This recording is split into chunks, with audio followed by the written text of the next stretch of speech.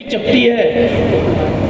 धरती पर केवल मोमिनों को रहने का राइट है और किसी को रहने का अधिकार नहीं है। आप सोचते होंगे हमारा पड़ोसी जो मियाँ है बहुत अच्छा आदमी है। एक हमारे बेगूसराय में एक हमारे कार्यकर्ता है राम लखन सिंह करके, तो वहाँ जो है एक गाड़ी लेकर आया एक आदमी, तो राम लखन सिंह ने पूछा ड्राइवर मियाँ तो नहीं है? कहा लेकिन सर मियाँ तो है, लेकिन ये बहुत अच्छा आदमी है। मेरी बेटी को स्कूल छोड़ने जाता है। राम लखन सिंह ने कहा जब तुम्हारी बेटी को लेकर भाग जाएगा तब तुमको समझ में आएगा, इसलिए इसको हमारी बाउंड्रीज बाहर निकालो। ये कुरान में लिखा है, सब कुरान की बात वो फॉलो करता है और हम वेद की आधी बात फॉलो करते हैं। हम केवल कहते हैं अहिंसा परमो धर्म। कोई एक चंडाल आया यही सिखा दिया हमको, अहिंसा परमो धर्म, अहिंसा परमो धर्म। अरे धर्म हिंसा तथैचा। राणा प्रताप लड़े, शिवाजी महाराज लड़े, रामानंद स्वामी ने शस्त्र की शिक्षा दिया, नागा तैयार किया लड़ने के लिए, रामानुजाचार्य ने लड़ाकू तैयार किया, तब आप बैठकर यहाँ ये सभा में बैठे हुए हैं। इसलिए केवल राम राम पूजा नहीं, पूजा भी आवश्यक है, लेकिन सामने अगर लड़ने वाला है तो लड़ना बहुत जरूरी है। इसलिए दूसरी की पुस्तक जो है वेदों के बाद जिसमें सारा कुछ वर्णन है, उस पुस्तक का नाम है जो हस्तलिखित है। और मैं तो यह कहता हूं धरती का जो प्रथम ग्रंथ है उस ग्रंथ का नाम है मनुस्मृति। उस मनुस्मृति में ये सारे वर्णन है। मनु कहते हैं यत् नारी यस्य पूजन्ते रमन्ते तत्र देवता। जहां नारी की पूजा होती है वहां देवताओं का वास होता है। लेकिन उसी मनुस्मृति में आगे मिल जाएगा वर्णन आपको कि नारी को गायत्री पढ़ने का राइट नहीं है। बहुत सारे साधु मिल जाएंगे, कहा तो शंकराचार्य मिल गए हमको ये कहते हुए। इस देश के अंदर जो देशद्रोही था, राष्ट्रद्रोही था और षड्यंत्र के तहत वो प्रधानमंत्री हो गया देश का, इसलिए उसने हमको पढ़ाया। हम गुलाम थे, हम गुलाम थे, हम गुलाम थे। अच्छा ये बताइए विश्व के अंदर किसी भी देश में जहां इस्लामी शासन हुआ वहां पर कोई अदर कास्ट बची है क्या? तो आप यहाँ ये धर्म सम्मेलन कर रहे हैं, अगर मुसलमानों ने 500-600 बरस शासन किया तो हम जीवित कैसे हैं? मुसलमानों ने कोई शासन नहीं किया, यहाँ कोई शासन नहीं किया। वो लुटेरे थे, लूटे भागे, लूटे भागे, और हमारे राजाओं ने उन्हें मारा पीटा। मालूम है महाराणा के एक वार से अकबर का जो सबसे प्रधान सेनापति था, जो बहुत वीर था, सिर पर मारा तो सिर से लेकर घोड़े तक फाड़ता हुआ फाड़ दिया, स्टैचू बन गया। और उसी युद्ध में महाराणा का जो लड़का था राणा अमर सिंह, छोटा था, 16 वर्ष का था, दूसरे सेनापति को भाले से जब मारा तो सीने से लेकर घोड़े तक जमीन में धंस गया, स्टैचू बनकर खड़ा हो गया। और आप कहते हो बड़े वीर थे वो, बड़े थे। नेहरू नाम के देशद्रोही आदमी ने हमारे देश का सत्यानाश किया। उसने कहा कुरान वाले कुरान पढ़ सकते हैं, बाइबिल वाले बाइबिल पढ़ सकते हैं, लेकिन हिंदू अपने धर्म ग्रंथ को नहीं पढ़ सकता है। हमको वेद, उपनिषद, ब्राह्मण ग्रंथ, रामायण, महाभारत पढ़ने से वंचित किया इस आदमी ने। और जो ऐसा आदमी है उसे राष्ट्रवादी नहीं माना जाएगा, वो राष्ट्रद्रोही माना जाएगा। इसलिए हमको इस पर विचार करना है। तो अगर लोगों ने फेंका, तोड़ा,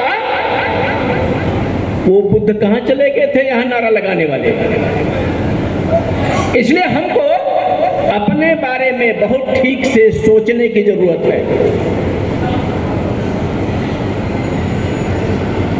ये हमारा देश कैसा है, हमारी परंपरा कैसी है, हमारी संस्कृति कैसी है, इसके बारे में भी हमें जानने की जरूरत है।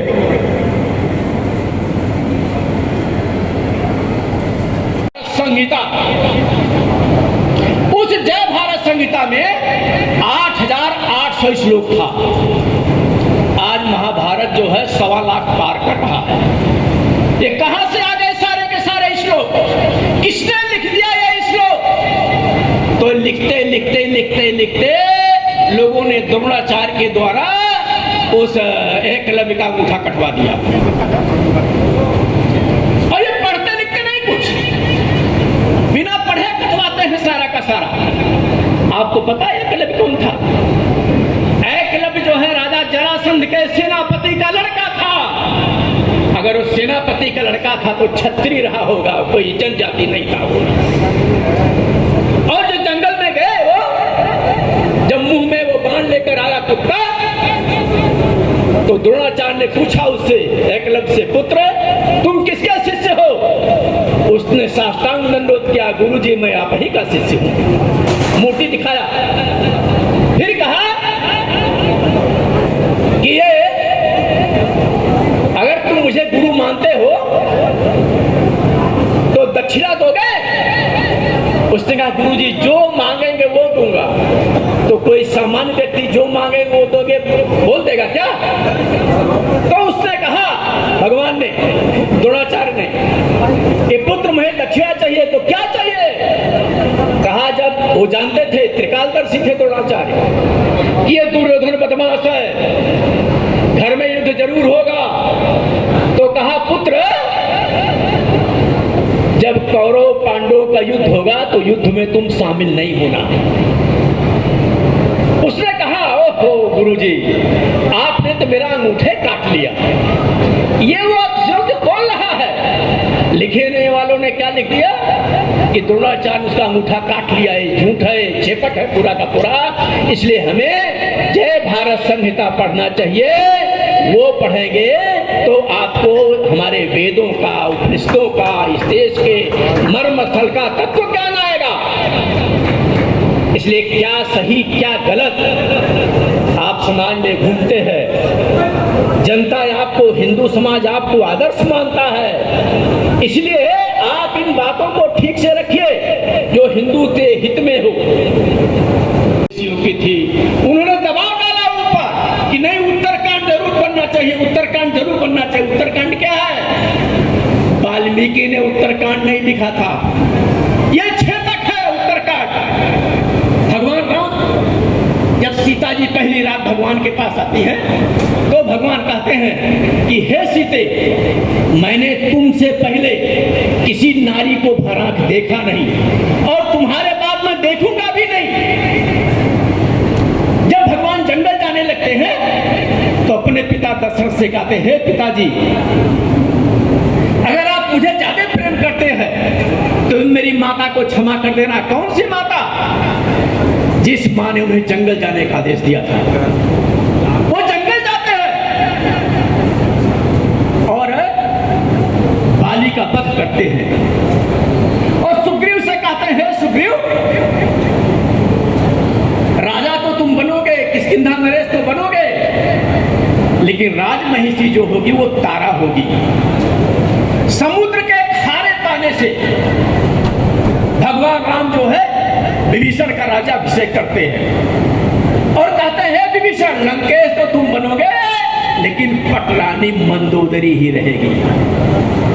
जो भगवान राम, नारियों के प्रति इतनी श्रद्धा उनकी है, इतनी निष्ठा उनकी है, और उस भगवान राम पर क्या आरोप लगा दिया कि अपनी गर्भवती पत्नी को जंगल भेज दिया उन्होंने। इसलिए आप साधु है, संत है, प्रवचन करते हैं, उपदेश देते हैं, कभी ये उत्तरकांड छेपक है, इसका उपदेश कभी नहीं करना चाहिए। ये गलत है पूरा का पूरा। क्योंकि जब आप बालकांड पढ़ेंगे तो वाल्मीकि बालकांड में लिख रहे हैं मैंने इतने श्लोक लिखा है। और हमारे यहाँ कोई कथा जो होती है वो सुखांत होती है, दुखांत नहीं होती है। इसलिए हमको ये सब बातों को ध्यान में रखना चाहिए। और क्या पढ़ाया? उसको काग संध्या दोष लगता है। काग माने समझते क्या होता है? काग माने कौवा, और कौवा एक ही संतान पैदा करता है। अब भगवान ने तो 10 पैदा करने के लिए कहा। इसमें हमें लगता है कि जो बैठे हुए हैं, जो सीनियर लोग हैं, वो 4-4, 5-5 भाई और 4-4, 5-5 बहन जरूर होंगे। लेकिन भगवान ने कहा 10 पैदा करने के लिए, तो कम से कम 4-5 तो पैदा करो भाई। नहीं तो एक तरफ हम 5 हमारे 25, और एक तरफ हम 2 हमारे एको नहीं। पहले क्या नारा दिया? हम 2 हमारे 2। फिर दूसरा नारा दिया, एक बच्चा शेर का बच्चा। और अब क्या कह दिया? नहीं, बच्चा बच्ची कोई जरूरत नहीं, परिवार अच्छा, बच्चा बच्चा नहीं अच्छा। बचोगे क्या? नहीं बच सकते हो। इसलिए एक वीडियो वायरल हुआ फेसबुक पर। वो बारसोई है वहां पर, कटिहार जिले में। बारसोई के अंदर लगभग 80% मुसलमान है। वहां के एक जनजाति महिला का वीडियो था। हम भी 10-15 बच्चे पैदा करेंगे, अगर हम बच्चे नहीं पैदा करेंगे, ये तो 25-25 पैदा कर रहे हैं, इनका मुकाबला कौन करेगा? कोई सरकार आपकी रक्षा नहीं करेगी, कोई सरकार आपकी रक्षा नहीं करेगी। इसलिए हमको वेदों की बात मानना चाहिए।